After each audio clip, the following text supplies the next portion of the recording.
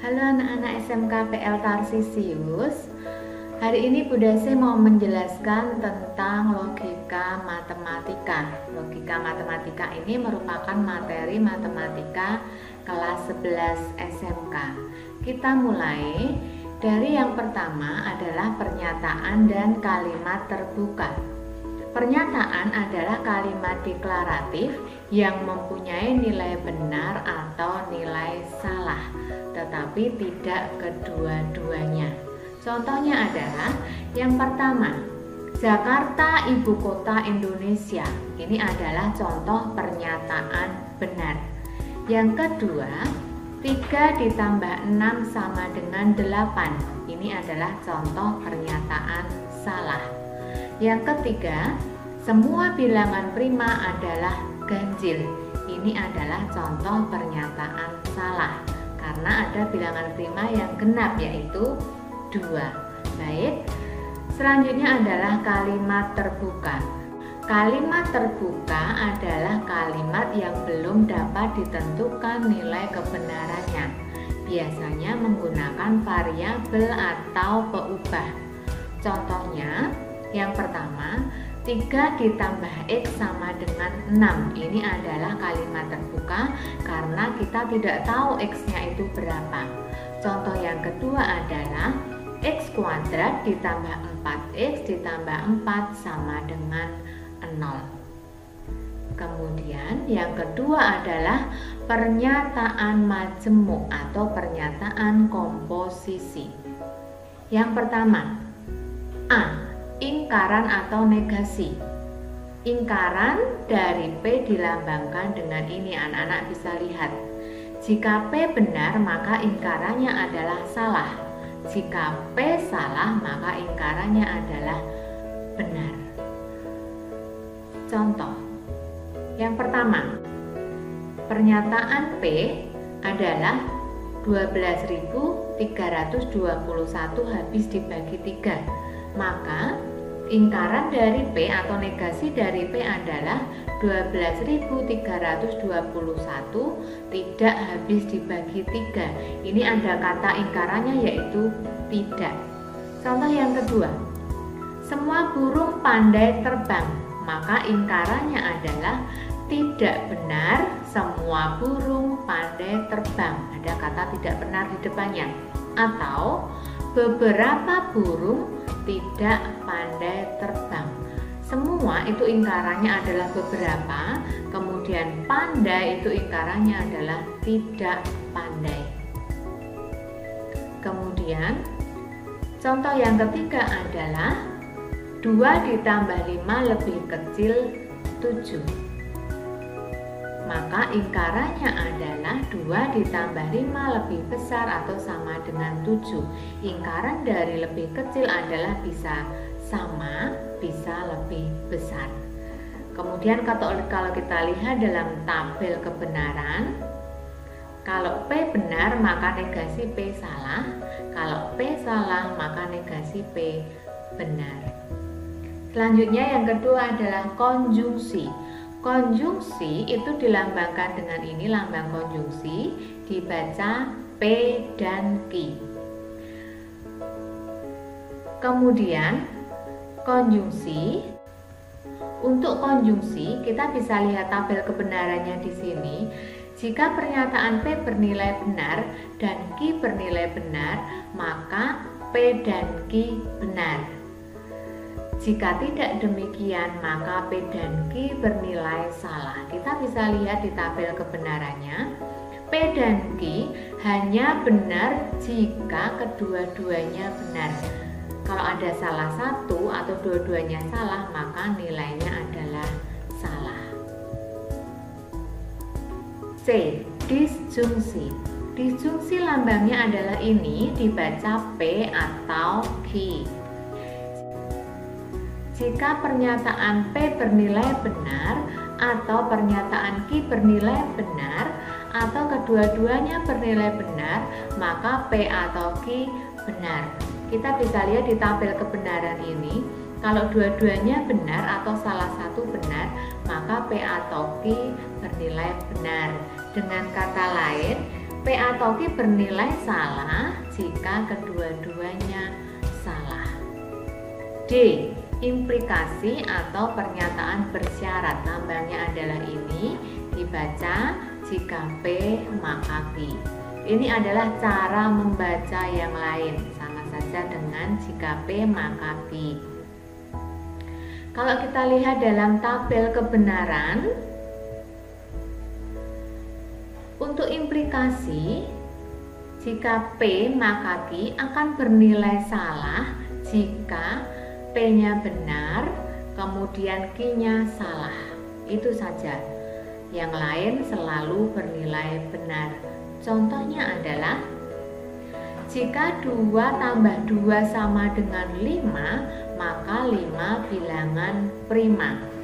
2 tambah 2 sama dengan 5 itu pernyataan salah. 5 bilangan prima adalah pernyataan benar. Maka kita lihat di sini salah, maka benar, maka hasilnya adalah benar. Dan seterusnya, contoh bisa dibaca. Oke. E, B, implikasi atau implikasi dua arah. Lambangnya adalah ini, dibaca jika P maka Q dan jika Q maka P. Kemudian kalau kita lihat pada tabel kebenarannya, P jika dan hanya jika Q akan bernilai benar jika kedua-duanya sama-sama benar atau sama-sama salah. Itu adalah tabel dari biimplikasi. Yang ketiga, kita akan membahas tentang negasi dari pernyataan majemuk. Negasi dari konjungsi, negasi dari P dan Q adalah tidak P atau tidak Q. Kemudian negasi dari disjungsi, yaitu negasi dari P atau Q adalah tidak P dan tidak Q. Yang ketiga, negasi implikasi. Negasi dari P maka Q adalah P dan tidak Q. Oke, kita lihat satu persatu. Yang pertama adalah negasi konjungsi. Dari negasi konjungsi ini, kita lihat tabel kebenarannya. Oke. Nilai logisnya sama antara negasi tidak P dan tidak Q. Kemudian tabel yang terakhir, pada kolom terakhir adalah tidak P atau tidak Q. Kita terapkan dalam contoh. Contohnya adalah hari ini hujan dan angin bertiup kencang. Ini ada dua pernyataan. Pernyataan yang pertama adalah hari ini hujan.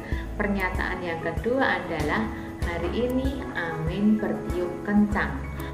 Maka negasinya adalah hari ini tidak hujan, ini negasi dari P, atau angin bertiup tidak kencang, ini negasi dari Q. Yang kedua, negasi disjungsi. Negasi dari P atau ingkaran dari P atau Q adalah tidak P dan tidak Q. Kita lihat pada tabel kebenarannya, kita lihat ini nilai logisnya adalah sama dari dua kolom yang terakhir ini. Kalau kita terapkan dalam contoh, misalkan, Budasi lihat contoh yang bawah ya, matematika tidak mengasihkan atau membosankan. Maka ingkarannya adalah matematika mengasihkan, ini ingkaran dari pernyataan P, dan tidak membosankan, ini adalah ingkaran dari pernyataan Q. Kita lanjutkan. Negasi dari implikasi. Negasi dari P maka Q adalah P dan tidak Q. Kita lihat negasi dari P maka Q, nilai logisnya sama dengan P dan tidak Q. Oke, kita lihat contohnya. Jika hari ini hujan, maka jalan basah. Maka negasinya adalah atau ingkarannya adalah hari ini hujan dan jalan tidak basah. P dan tidak Q. Kita lanjutkan, yang keempat adalah konvers, invers, dan kontraposisi. Konvers dari P maka Q adalah Q maka P, dibalik saja. Invers dari P maka Q adalah negasi P maka negasi Q, diberi tanda negasi di depannya. Kemudian kontraposisi dari P maka Q adalah tidak Q maka tidak P. Kita lihat nilai kebenarannya. Nilai kebenaran dari P maka Q adalah sama dengan nilai kebenaran dari kontraposisinya, tidak Q maka tidak P. Nilai kebenaran dari Q maka P sama dengan nilai kebenaran dari tidak P maka tidak Q. Oke, kalau kita lihat contohnya, jika 2 ditambah 5 sama dengan 7, maka 7 bilangan ganjil. Ini akan ekuivalen atau pernyataan yang sama dengan jika 7 bukan bilangan ganjil, maka 2 ditambah 5 tidak sama dengan 7. Ini adalah kontraposisinya. Kita lanjutkan dengan tautologi. Tautologi adalah proporsi majmuk yang selalu bernilai benar, selalu bernilai benar. Kita lihat pada tabel kebenaran dari contoh ini, P dan tidak Q maka P. Tabel kebenaran ini selalu bernilai benar, maka dinamakan tautologi. Selanjutnya, kontradiksi. Kontradiksi adalah proporsi majemuk yang selalu bernilai salah, selalu bernilai salah.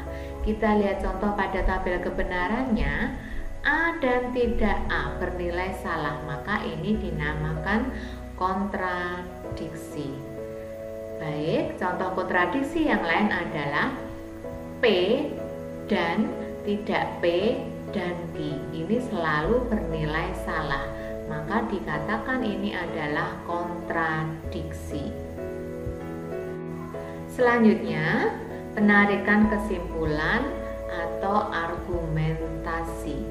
Salah satu penerapan logika matematika adalah pada penarikan kesimpulan berdasarkan beberapa premis atau pernyataan yang diketahui bernilai benar. Ada beberapa penarikan kesimpulan. Yang pertama adalah modus ponens. Modus ponens, kalau premis atau pernyataan benar yang pertama P maka Q, kemudian premis yang kedua adalah P, maka kesimpulannya adalah atau konklusinya adalah Q.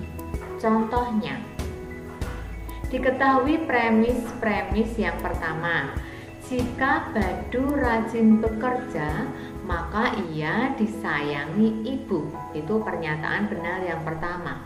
Pernyataan benar yang kedua, Badu rajin bekerja. Maka dari dua premis ini, kesimpulan atau konklusinya adalah Badu disayangi ibu. Ini menurut penarikan kesimpulan modus ponens. Selanjutnya adalah modus tollens. Jika premis pertama adalah P maka Q, premis yang kedua adalah tidak Q, maka konklusi atau kesimpulannya adalah tidak P. Kalau kita lihat pada contoh berikut, diketahui premis-premis.